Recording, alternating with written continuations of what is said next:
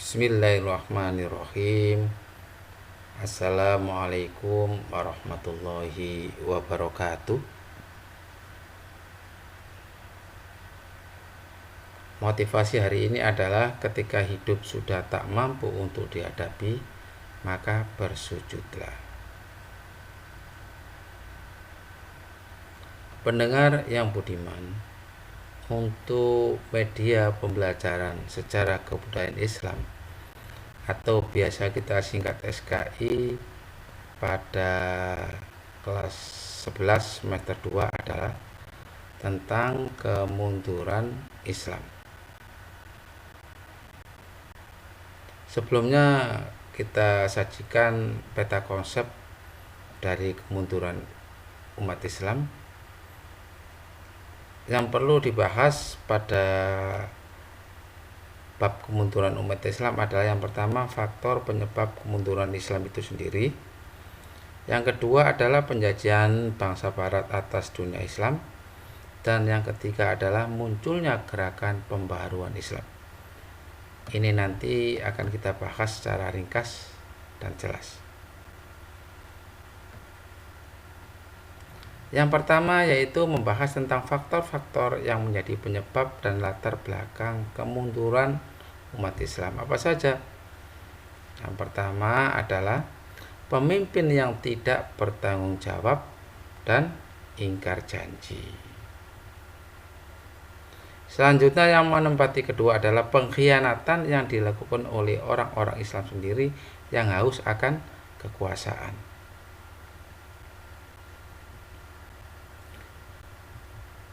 Faktor yang ketiga, pengaruh negatif dari aliran-aliran alam pikiran Islam periode sebelumnya dan juga pengaruh negatif dari budaya barat yang memasuki negara Islam. Pengaruh yang keempat adalah pengaruh perang bumi hangus yang dilancarkan oleh bangsa Tartar dari timur dan serangan tentara salib Nasrani dari bangsa barat.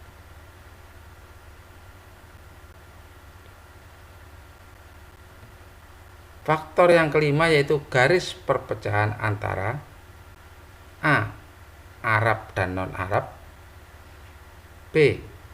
Muslim Arab dan Muslim non-Arab, C. Muslim dengan kaum dhimmi.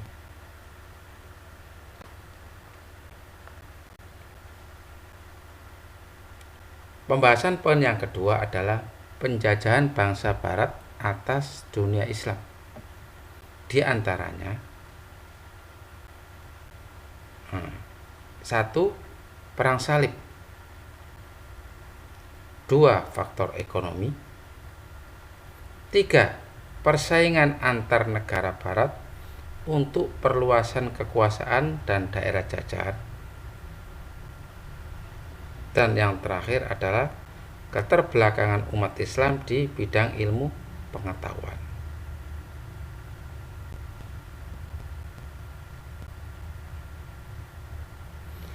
Sedangkan motivasi dan semboyan bangsa barat dalam melakukan penjajahan terhadap Islam adalah 1. Gold atau biasa disebut semangat untuk mencari keuntungan. Semangat yang kedua adalah glory atau semangat untuk mencari kejayaan dalam bidang kekuasaan.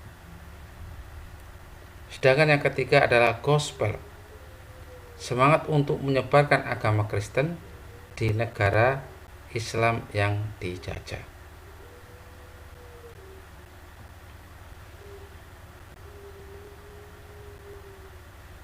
Sekarang bagaimana bentuk penjajahan barat terhadap dunia Islam? 1. Berupa penyerangan. Yang kedua, penaklukan, sehingga banyak wilayah-wilayah Islam yang jatuh ke negara-negara barat. Yang ketiga adalah penindasan. 4. Perbudakan.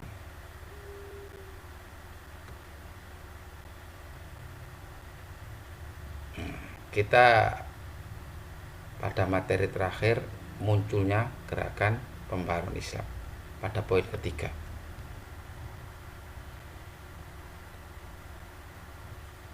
Sebelumnya mari kita utarakan apa maksud dari pembaharuan Islam.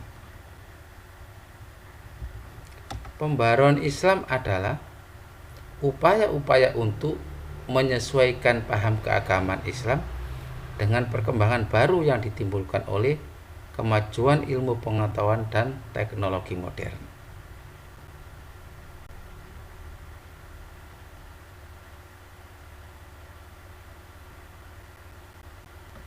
Pembaharuan dalam Islam dinamakan tasdid dan pelakunya disebut mujaddid.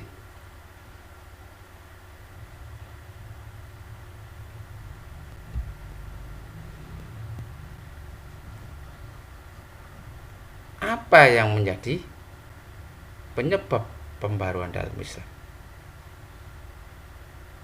Di antaranya faktor internal,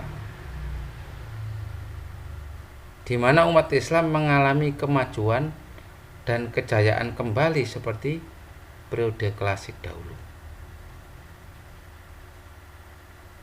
Yang kedua, faktor eksternal, yaitu berupa kemajuan ilmu pengetahuan dan teknologi modern dalam kurung sains dan teknologi modern barat.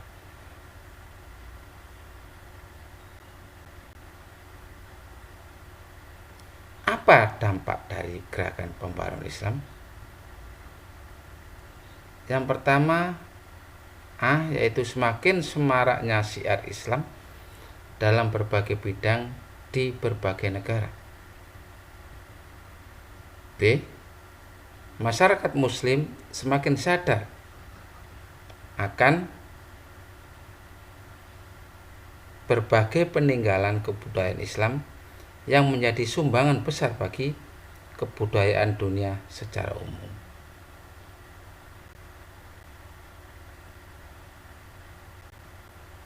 Demikian yang bisa saya sampaikan, dan saya akhiri. Shadaqallahul adzim. Wassalamualaikum warahmatullahi wabarakatuh.